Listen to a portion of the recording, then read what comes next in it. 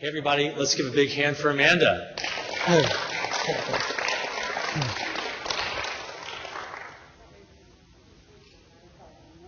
That's fine. We'll just, yeah, you volunteered, so. And thank you so much for volunteering. And how is it just now that you're actually here in front of people? Because you can change your mind. We have another volunteer. Okay. You're okay? I'm okay. Okay, so I'm gonna be like a newspaper report, a news TV reporter, and go like this so people can hear. So yeah, and this is peer support basically. So why don't you come a little bit more into the center? And yeah, so say a little bit about, you say you're not taking medications now. Say a little bit about what interests you in talking about. I work with people, but with my own experience, I was on medication for over 10 years, and I knew it was making me sicker physically, and I just couldn't get motivated. I just wanted to sleep all the time. I had a family. I just couldn't function some days, and I started reading stuff and found out that maybe it might have been the medication and not my mental illness that was making me feel that way. What medications were you taking? So you were on medications for 10 years. What medications were you taking? Lots of different ones. Do you want the names of them, or? Sure, yeah. We have till 1, so. Oh, it's very common for people to be on multiple medications. And, yeah, I had been given multiple diagnoses as well. So it started off with an antidepressant, and I had, I think, just about lots of different kinds because that antidepressant kept changing. Was that your first sort of entry? Was I'm depressed, or they talked about your depression? Is that? Yeah. So I was depressed and needed an antidepressant. So that's where it started. And then when I became psychotic, so then I needed. Well, no. First of all, I had bipolar, so I needed lithium. So I needed lithium and sodium valproate. I think it was. I needed to be balanced. So the antidepressant would only do one thing, so I needed this mood stabilizer. This is the psychiatrist talking. This is what the psychiatrist told me I needed. Uh-huh. And then when I started getting psychotic, then I needed antipsychotics as well. So is anybody smelling a rat here? There's a little bit of an interesting dynamic because, and I'll just take a moment to explain this, and this is something that is talked about in Robert Whitaker's book and in Peter Bregan's book. But had you ever had any kind of experience that would be called bipolar before you started taking the antidepressant? No, well, I mean, to me, I was happy. You're happy. You're happy. Okay, that's not what I meant. I guess I would be sad and then I would be happy. That's what it was to me. I mean, I didn't do some of those big things that some people are, I didn't do anything outlandish, but I would just be really happy. I'd have a lot of energy, and so sometimes I couldn't sleep because I would, my mind seemed to go really quickly all the time, and millions of thoughts would come, and I would be very creative, and I could go for days and have all this energy. Had that ever been a problem for you before you got on the antidepressants and started working with the prescribing psychiatrist, that feelings of happiness and energy? Because you originally were called depressed and given an antidepressant. And then when I started to feel good and have lots of energy, I was told it was too much. And so, what do you think? Was it too much? Well, at that time, I think it was probably more the sleep, and that I had all that and the sleep, and so I couldn't sleep because I just wanted to keep doing things all the time and had all this energy, and they said, well, that's probably not normal. That might be, the way that might be bipolar, because I also had a history of being really down. Huh. Yeah. Yeah, so is it okay? This is an intimate thing. Is it okay to talk about that? I'm okay. Okay. Thanks for checking. Yeah. But yeah, I'm okay. But what I was originally thinking is that there's this pattern that happens because mania is a side effect of antidepressants. Do people know this? Yeah. Just to say a little bit my own story, I was also called depressed, although I had all kinds of altered states experiences and I had a lot of other things going on. but I was given Prozac. I was actually given a free sample of Prozac that I took home from the doctor's office. And guess what, folks? It worked. It worked really well. It worked really well. It worked really, really, really well. I was so high. I was on the moon. Rocket ship Prozac. Yeah. And lost my job, alienated all my friends. And of course, rocket ship Prozac does run out of fuel eventually. Crashed, and now it was much worse than when I had begun. And that was such an incredibly shameful experience for me that it took me years to make the connection. No doctor or therapist told me, oh, well, mania is a side effect of antidepressants. Maybe that's what's going on. No one was monitoring me. No one gave me that information. It took me years to figure that out.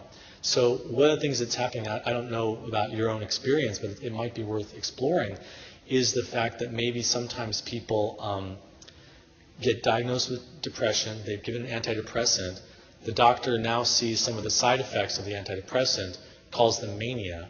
The person now is on a bipolar drug. Guess what some of the side effects of the bipolar drugs are sometimes? Psychosis, so now you see a progressive, and also the antipsychotics are being used more for kind of pretty much everything. So the person gets into basically, which is a wonderful marketing cycle for the pharmaceutical companies. Do you see that? We're going to give you one drug and then we're going to sell you another drug for the side effects of the first drug, but then call it a disease that was uncovered by the first drug. So this is just, so anyway, I'm just, fast forward, I'm so glad you're here and you're off of all your medications, is that right? Yeah. How did you do that? How did you make it from that journey to being antidepressants, bipolar medication, antipsychotics, and now being here? Now you're an advocate and speaking. You forgot the ECT bit that came into it wow. as well. Wow, when did that happen? Medications weren't working. That's when it went to ECT as well. So, wow. Yeah. But then I heard about recovery, and as I said, I started to read and wanted to know more because I wasn't getting better.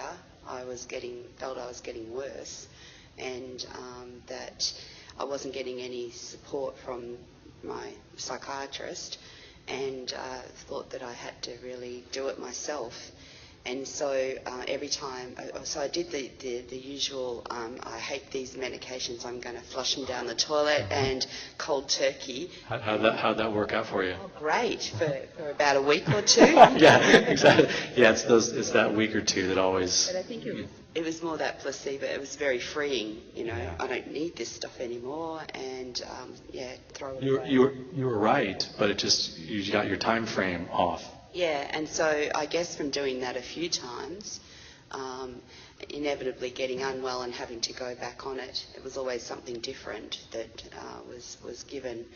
But each time I did it, I didn't actually go back to the amount and the higher levels that I were on. Yeah, that's smart, yeah. Yeah, and so I thought I'm onto something here, and that is that reducing was what was needed.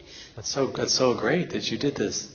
So every time I spoke to my doctor that I wanted to get off medication, they would generally want to increase it because that was a sign that maybe, And so after trying with different psychiatrists about talking about my need to reduce or get off the medication and getting nowhere, I actually went to, a GP. Do you have GP? Yeah, primary care physician, call in the United States, yeah. And I explained to him, and I had been seeing him for quite a long time. I had a rapport with him, and he really listened to me, and he said, yes, look, I think we can do that.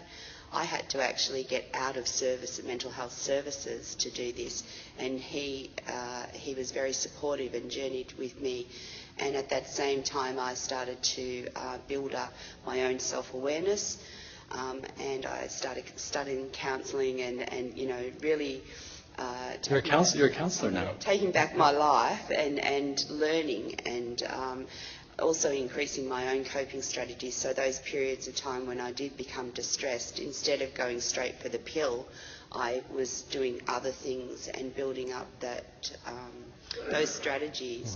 Mm-hmm. And I hear that you say distress. You don't say I didn't have a relapse or symptoms. You go to a different way of thinking of it rather than the disease model. Yeah, and so by slowly reducing over 2 years, probably the hardest medication to get off was the nighttime Seroquel.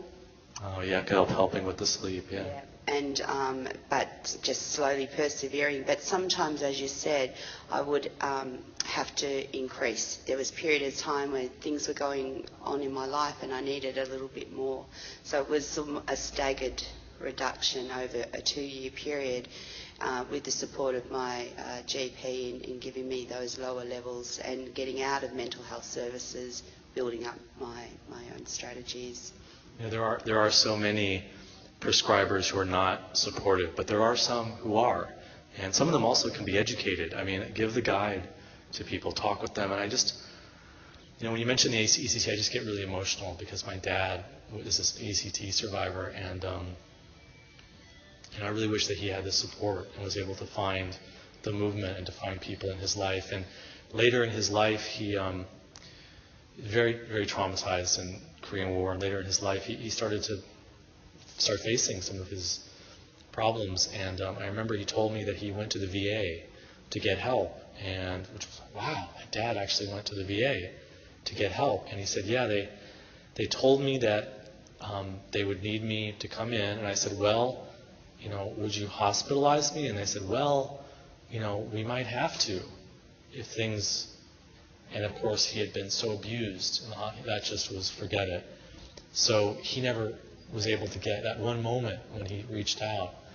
He was never able to get that support. And so just really, it's very touching to hear that you're here. And not only that, but you're educating people and traveling and doing work and telling people. And I'm really curious, Amanda, can you tell us, was there a turning point? Was there one moment when you started to you said you started to think for yourself and started to see things and learning things for yourself. Was there one turning point moment for you?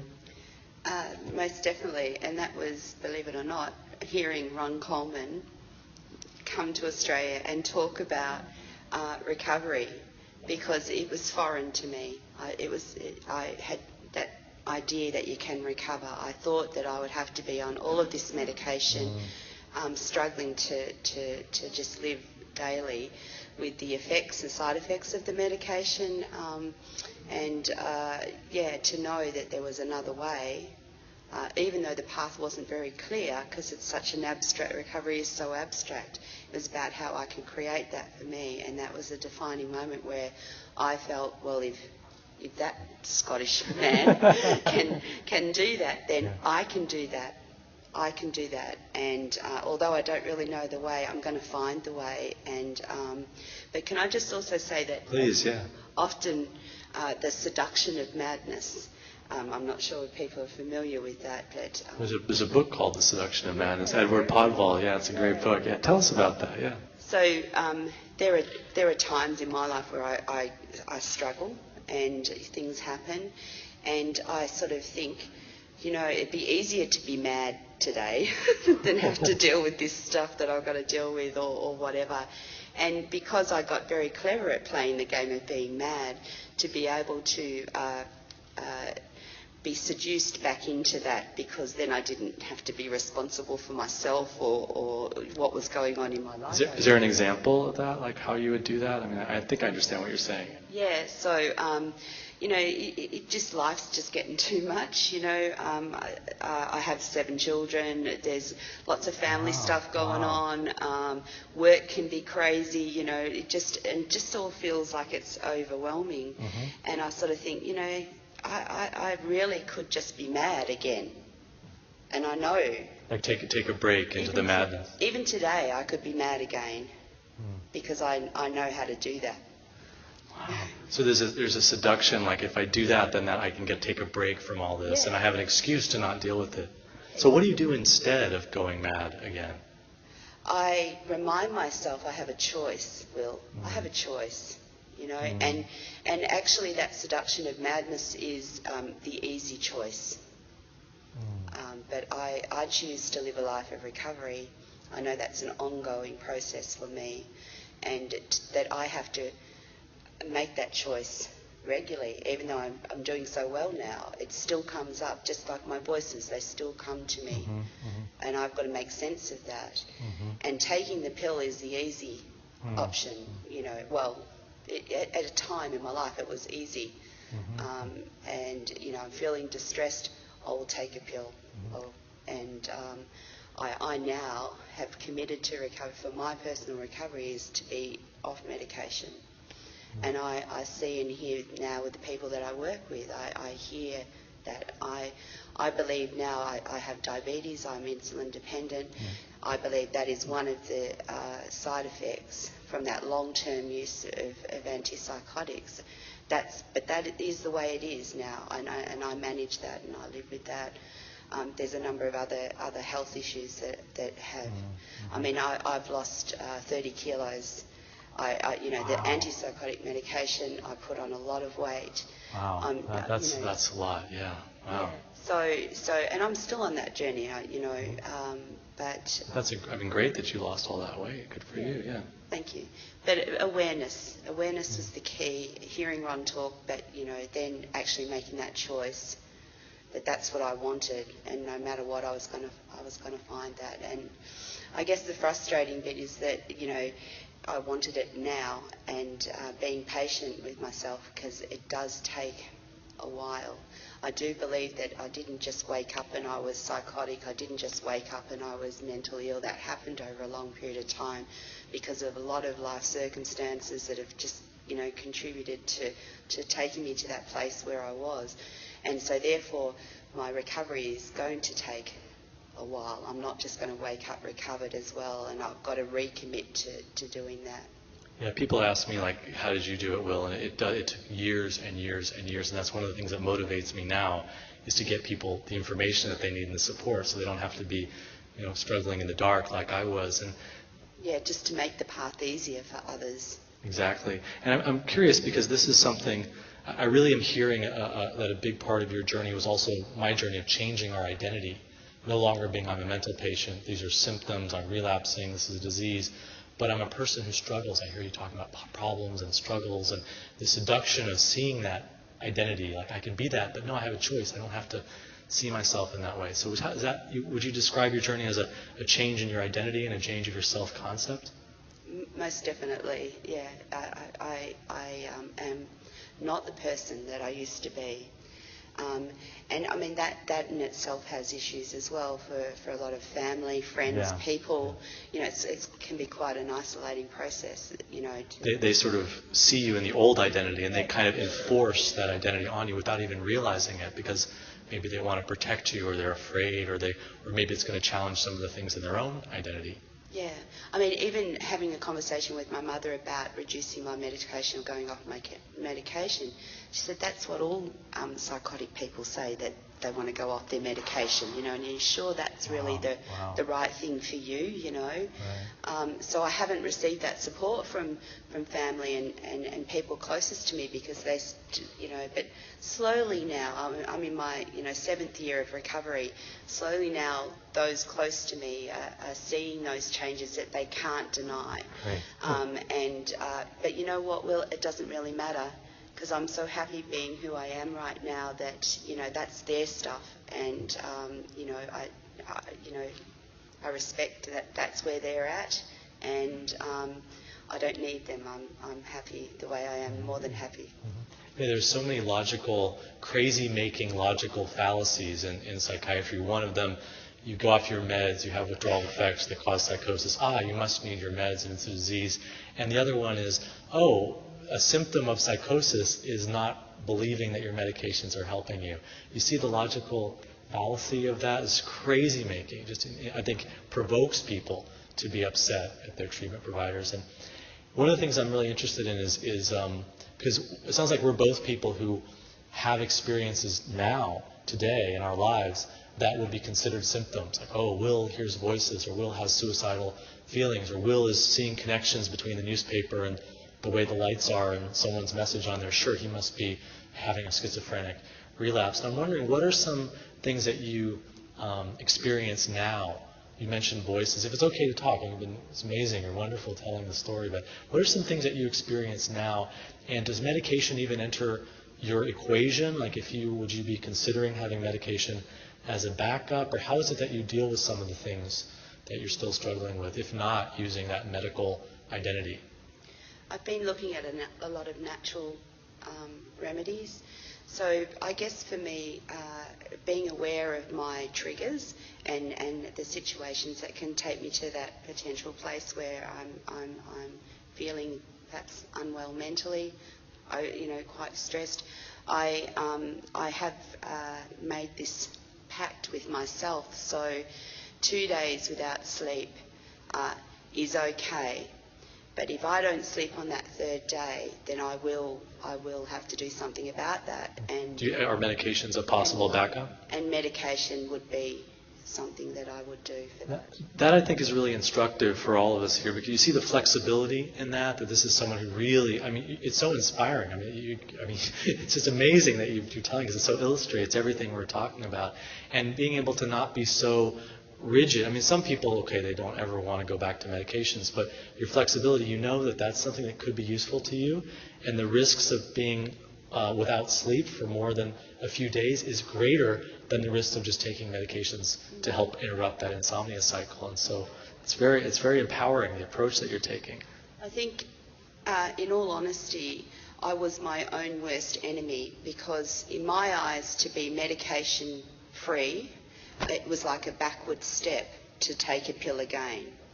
Oh yeah, you see that, yeah. And so I was doing myself an injustice. Because you were too rigid about, I can never take another pill again. Yeah, it's sort of like almost, if I take one, then where will it end?